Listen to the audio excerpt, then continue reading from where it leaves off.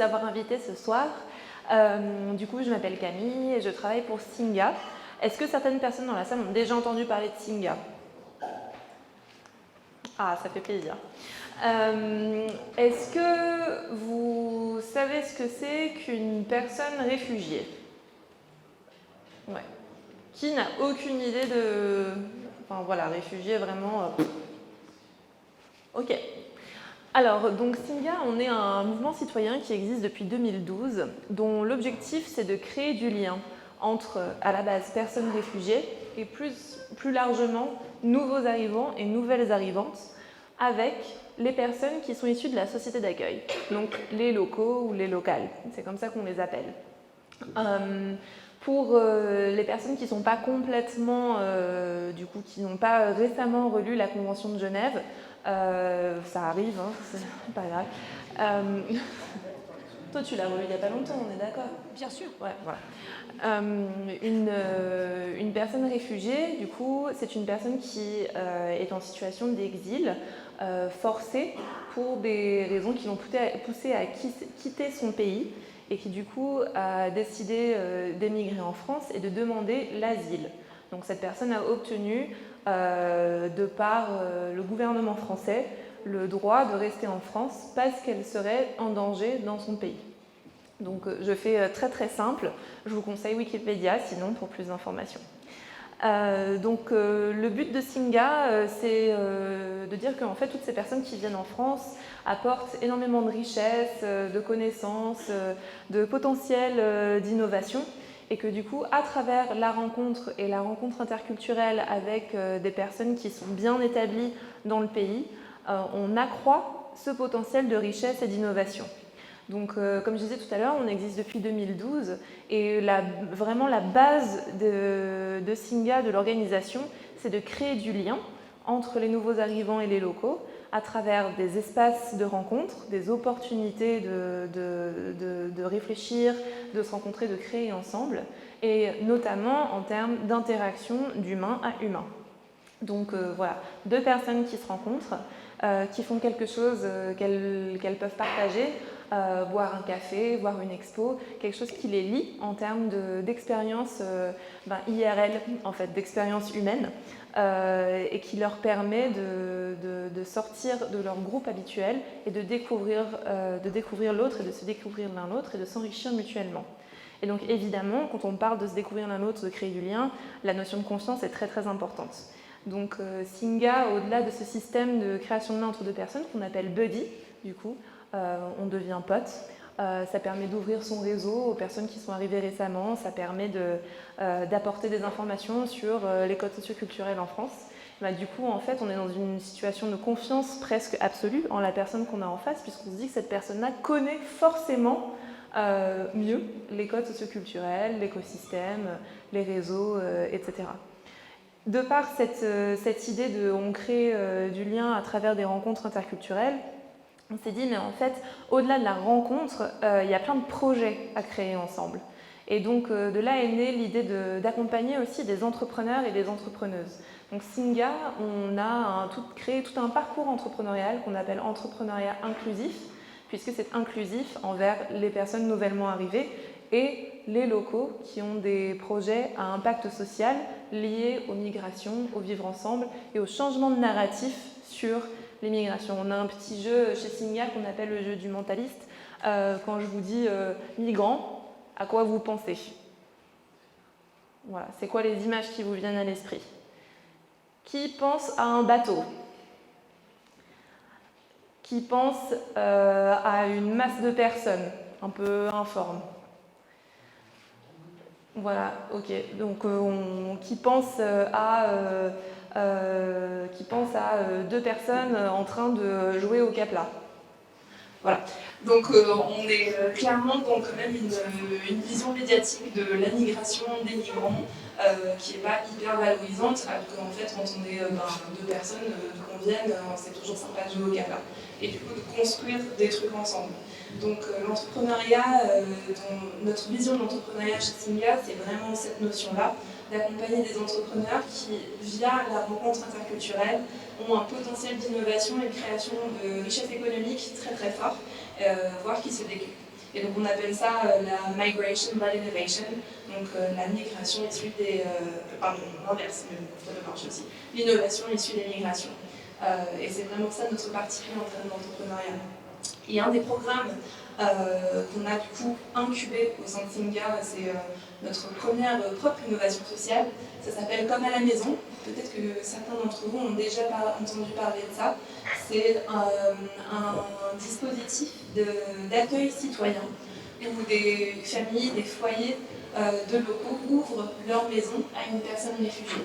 Donc voilà, je ne sais pas si certains d'entre vous ont déjà entendu parler du dispositif de Singa, mais sinon il y a énormément d'exemples d'accueil citoyen et de solidarité en termes de logement qui existent.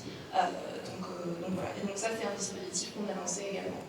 C'est à peu près la vision générale de Singa. Pour ça on est dans 8 pays, dans une vingtaine de villes. On a à peu près 30 000 personnes qui sont dans notre communauté depuis 2012. Qui interagissent, créent de l'innovation ensemble. Et là, très récemment, c'est assez marrant d'intervenir ce soir sur la question de relations humain à humain et comment est-ce qu'on crée du lien et des liens de confiance, puisqu'on vient de lancer notre plateforme qui s'appelle singa.io. Donc je vous invite à vous rendre sur cette plateforme et vous pourrez trouver en cliquant Singa dans ma ville, Lyon, vous pourrez voir toutes les activités actuellement chez Singa, toutes les activités culturelles, les activités sportives, les activités où on va boire des bières pour rencontrer des personnes que vous n'auriez pas rencontrées autrement, tout en faisant les choses que vous aimez d'habitude. Et donc en fait nous on a mobilisé une plateforme numérique pour pouvoir faire passer tous ces petits moments de création de liens qu'on fait à la mano jusqu'à aujourd'hui à une échelle supérieure. Donc en termes de confiance, on se pose exactement ces questions en ce moment. Comment est-ce qu'on réussit de transformer la confiance qu'on a réussi à établir d'humain à humain en passant par une plateforme numérique. Voilà. C'était un peu long, mais... Tout va bien, je pense que c'était super intéressant. Et du coup, on a quelques petites questions à te poser. La première que j'ai envie, tu as un petit peu répondu sur la place de la confiance au sein de l'association, mais surtout, qu'est-ce que ça signifie au quotidien pour vous, la confiance, pour vous, les personnes qui faisaient vivre Singa? Du coup, pour nous, en fait, la confiance, comme je disais tout à l'heure, c'est une notion qui est juste indispensable pour toutes nos activités.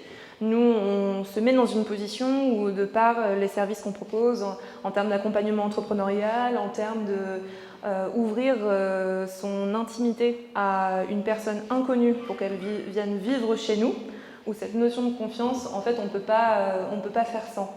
Et donc, au-delà de simplement non en plus, mais au-delà de travailler au changement de narratif sur la question d'immigration, sur qui sont les personnes qui bougent, qui sont les personnes qui sont en train d'arriver en France, pourquoi est-ce que l'image qu'une grande majorité s'en fait est erronée, et du coup de travailler sur... de lutter contre tous ces stéréotypes et de recréer cette confiance, se détacher du coup de la méfiance qui peut être entretenue. Quelqu'un a posé des questions en termes de système politique tout à l'heure, je pense que en termes de populisme, de démagogie, c'est assez prégnant. Mais du coup, donc, en plus de ce travail-là qu'on fait au quotidien en montrant une image positive, notamment à travers l'entrepreneuriat, en fait on réfléchit également en parcours utilisateur.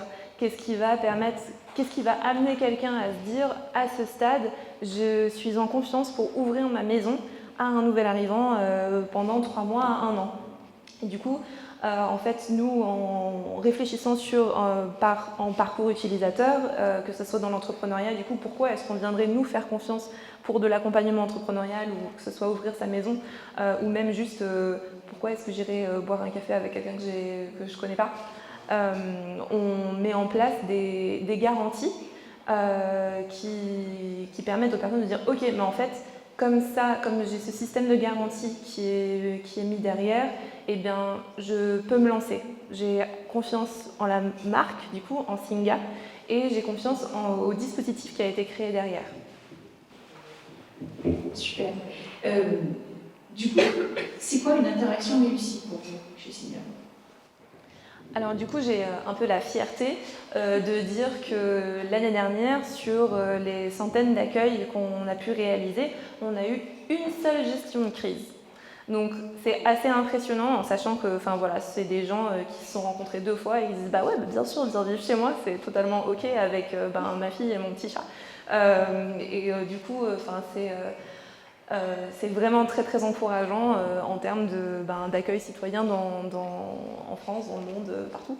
Ce qu'il faut savoir, c'est que la première année, il y avait une gestion de crise tous les jours. Donc pour nous, une interaction réussie, c'est aussi apprendre de ses erreurs et d'adopter une posture où, en fait, le parcours utilisateur, c'est le penchant technique de ça, mais en fait d'adopter une posture où on est dans une écoute bienveillante et une écoute active constamment. C'est seulement en prenant en compte du coup les besoins, les attentes de la personne qu'on a en face qu'on va pouvoir créer et tisser petit à petit ces liens de confiance qui vont faire que notre interaction d'humain à humain va être réussite. Et notamment dans l'accompagnement entrepreneurial, on mobilise beaucoup les notions d'interculturel. Donc je ne sais pas si certaines personnes d'entre vous ont déjà un peu pu explorer ce que c'était que l'interculturel d'un point de vue recherche, philosophie, théorie, etc. Mais en gros, nous, on a un peu balayé tout ça et puis on s'est dit, bon, on va faire ce Singa parce que c'est complètement imbuvable et en fait pas du tout interculturel à expliquer.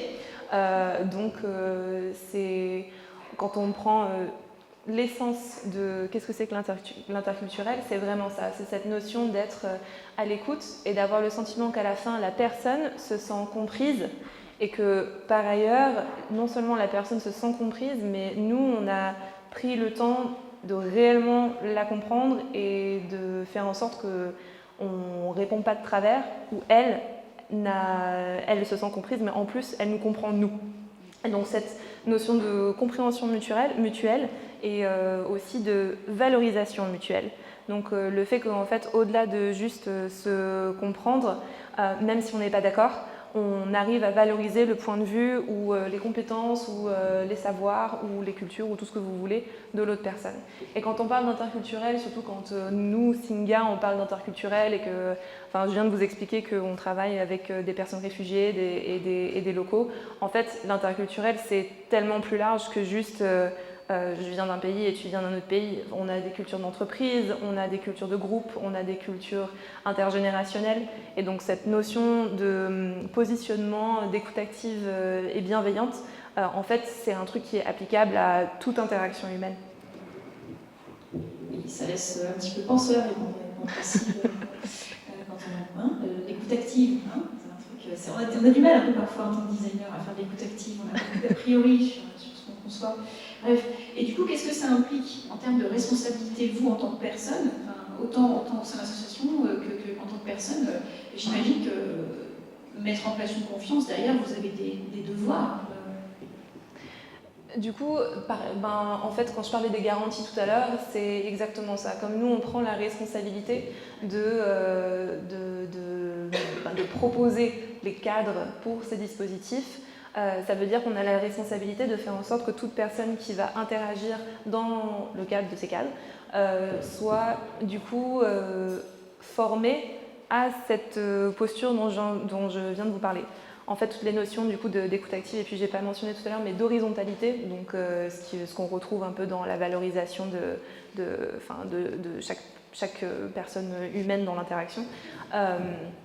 J'ai perdu le fil de ce que j'étais en train de dire. L'interaction, la responsabilité, oui, voilà, c'est ça le cadre. Et du coup, en fait, nous, n'importe qui va venir s'inscrire sur Singa.io, par exemple, on va leur demander de remplir leurs données, qu'on ne divulguera pas. Donc déjà, voilà, premier niveau de confiance. On ne va pas utiliser vos données pour aller se faire de l'argent derrière. Je crois qu'on n'a pas le droit parce qu'on est un pacte social et puis aussi, je sais pas, on a des valeurs. En tout cas... Voilà. Ouais, mais du coup, ces valeurs, en fait, on va vous inviter à venir nous retrouver pendant des temps offline, où on va vraiment pouvoir interagir entre humains et on va pouvoir vous partager quelles sont nos valeurs, pourquoi est-ce que cette notion d'horizontalité est tellement importante et comment est-ce que vous pouvez avoir une interaction réussie de la même manière et vraiment vivre quelque chose d'ultra enrichissant.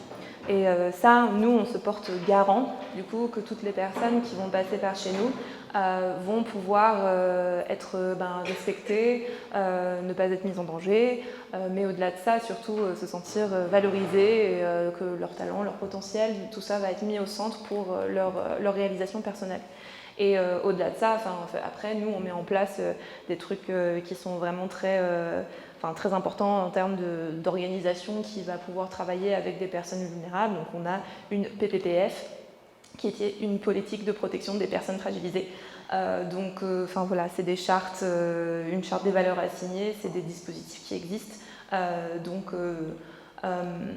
Au-delà simplement de juste on est sympa et on vous met dans une situation agréable et on va jouer à la pétanque ensemble tous vos rêves, nous on vous dit mais c'est merveilleux, il faut y aller.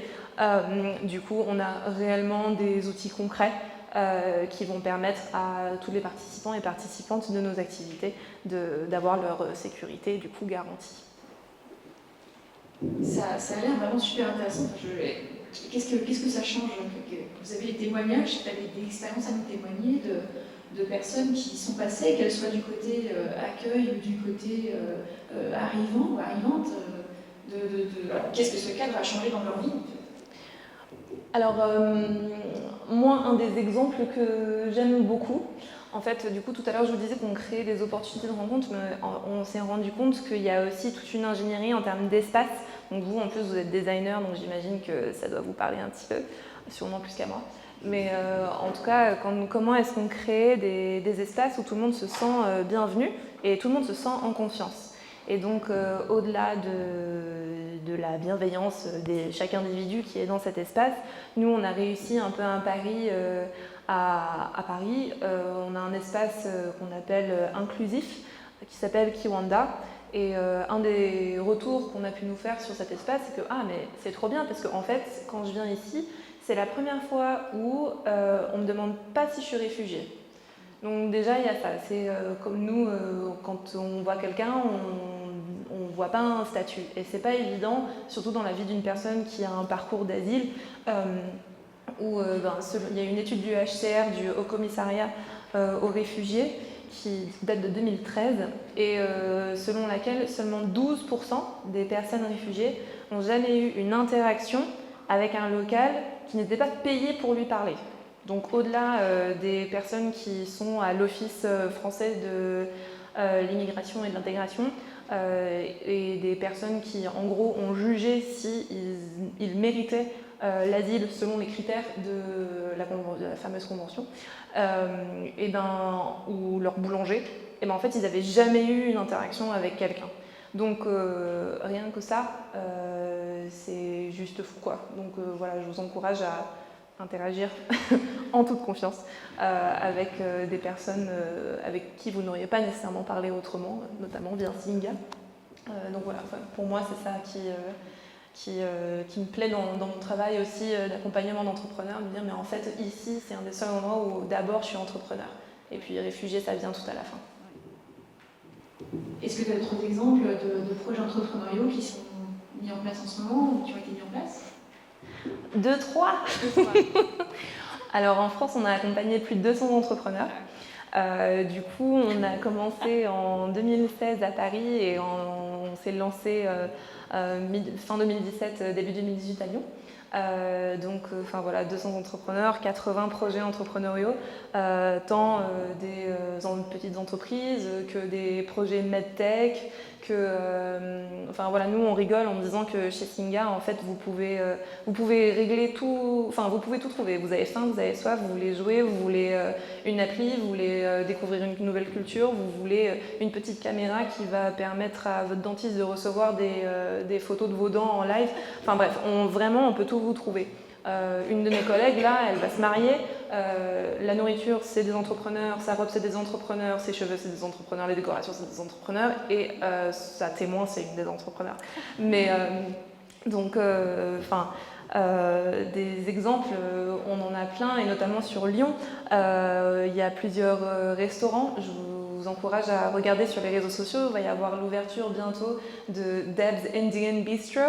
Ça va se lancer là en octobre, de la nourriture indienne comme vous ne l'avez jamais mangée. Voilà, on a aussi, je reste sur la nourriture parce que là comme ça va motiver pour rester pour l'apéro. On a Rouba qui a sa food truck qui s'appelle La Petite Syrienne.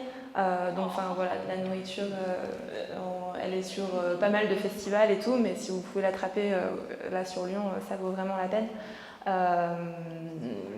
Ouais. On a plein d'entrepreneurs qui sont tous du coup sur... voilà, vous pouvez tous les découvrir sur notre site web en venant nous voir. On est sur plein de conférences, de stands et tout. Donc, ouais. Super. Merci beaucoup. Je ne sais pas s'il y a des gens parmi vous qui ont des questions à poser à Camille. Tu veux faire passer le micro? Il est fantastique. Comme ça, tu gardes le micro. C'est mieux. Nicolas arrive, il arrive. Il est là, il court, il vole.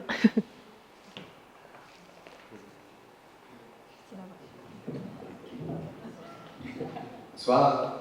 Du coup, je voulais d'abord vous dire bravo pour tout ça, parce que je trouve que c'est incroyable que les gens prennent du temps pour ça.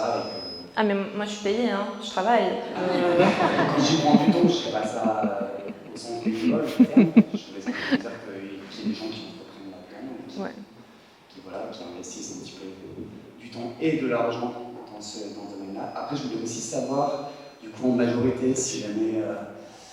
Savoir déjà en majorité d'où viennent les migrants que vous accueillez dans votre association. Donc j'imagine que c'est dans tous les pays. Alors, les nouveaux arrivants, ou les personnes réfugiées, ou les personnes migrantes, parce que du coup, on essaye d'avoir un vocabulaire qui remet l'humain au centre, donc migrant. Non, mais ça fait partie justement de ce lien de confiance, de dire, mais en fait, je suis une personne, je suis pas juste... voilà. Et du coup, les nouveaux arrivants, ils viennent de nombreux pays. Vous avez les statistiques de l'OFPRA qui sortent tous les ans. Donc l'OFPRA, Office français de protection des apatrides. Du coup, il y a un grand nombre de personnes qui viennent du Moyen-Orient, donc la Syrie. Il y a beaucoup de personnes qui viennent d'Haïti, beaucoup de personnes qui viennent de Guinée. Mais en fait, nous, on a des centaines de nationalités. Comme on n'est pas dans une question de statut politique, du coup, en fait, on travaille avec des Colombiens, des Vénézuéliens, des personnes qui viennent du Maroc, des Français, qui sont à moitié français, à moitié autre chose. C'est vraiment très très large. Chez Singa, en tout cas, c'est quelque chose qu'on valorise en plus. Donc, sinon, des personnes d'Afghanistan, d'Iran, d'Inde, du Bangladesh, ça fait des repas vraiment cool.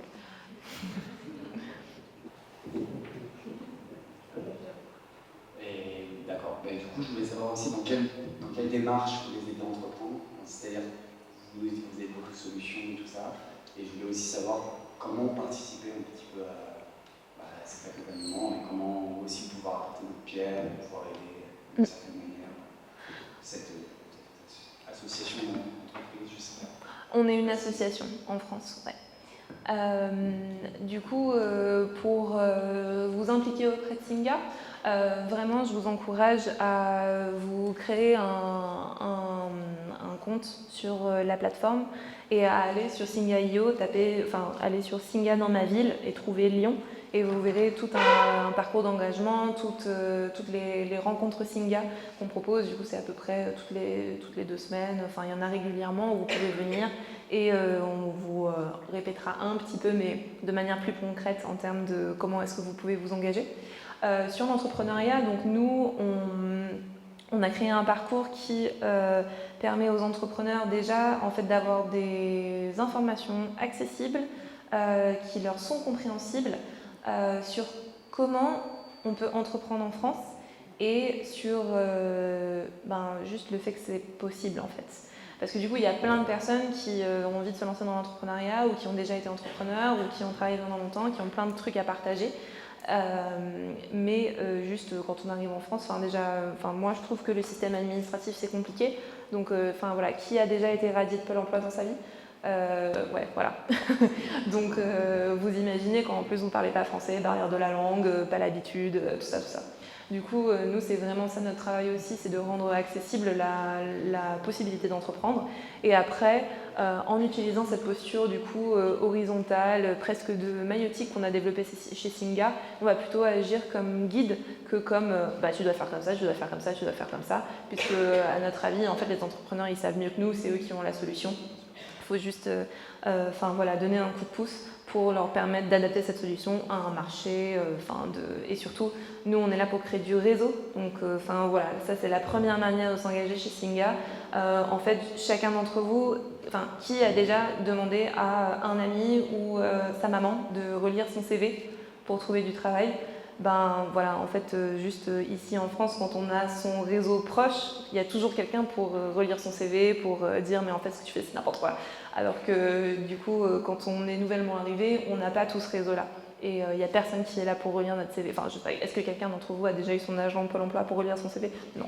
Donc, venez apporter votre réseau au-delà de compétences, juste toutes les connexions que vous pouvez faire. Et du coup, c'est marrant, ça nous ramène à la thématique de la confiance. Toutes les connexions que vous pouvez proposer, que vous pouvez faire, c'est déjà énorme. Et surtout, vous vous enrichissez aussi personnellement au contact de tous les merveilleux entrepreneurs qu'on accompagne. Okay. Sinon, on peut aller discuter en buvant une bière. Est-ce que quelqu'un d'autre J'en profite juste peut-être sur la côté, sur la question du populisme en Europe. On voit bien que ça monte et c'est génial les initiatives comme la vôtre. Est-ce que vous avez un retour de terrain? Peut-être que, parce que j'ai l'impression que c'est pas, quand on s'inscrit sur Singa, c'est qu'on est déjà dans une démarche d'ouverture d'esprit, d'interculturalité, etc. Est-ce que du coup vous ciblez un petit peu les milieux très extrêmes et populistes ou pas du tout? Et si vous êtes en contact avec eux, quelles sont peut-être des clés pour toucher ces gens-là qui du coup sont très fermés en fait? Alors, du coup, nous on est complètement apolitique, apartisan. On n'est pas apolitique, c'est pas vrai. On parle de migration, donc c'est dur d'être apolitique.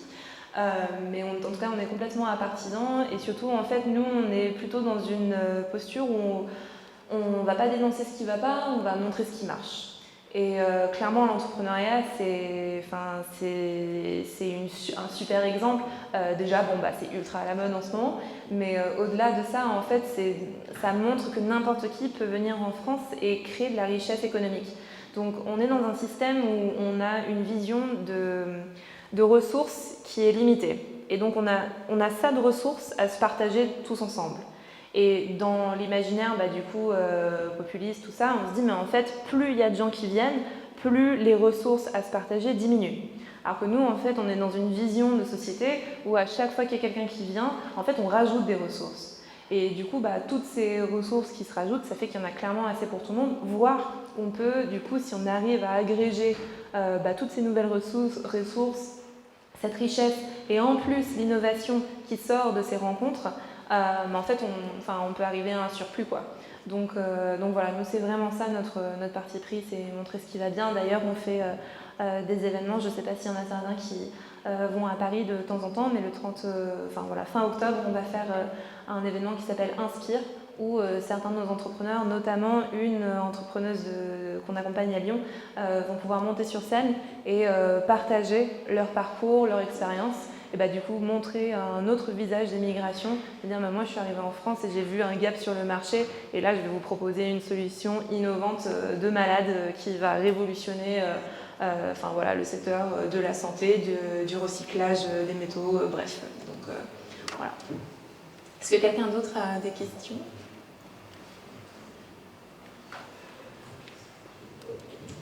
Bonjour. Je voulais savoir... Yes. Je voulais savoir, par exemple, si vous avez déjà travaillé avec des structures publiques et aussi si vous avez déjà réalisé des ateliers de création de projets autour de la thématique-là, par exemple, ou si vous n'avez jamais du tout travaillé avec ça. autour de la thématique. Quoi?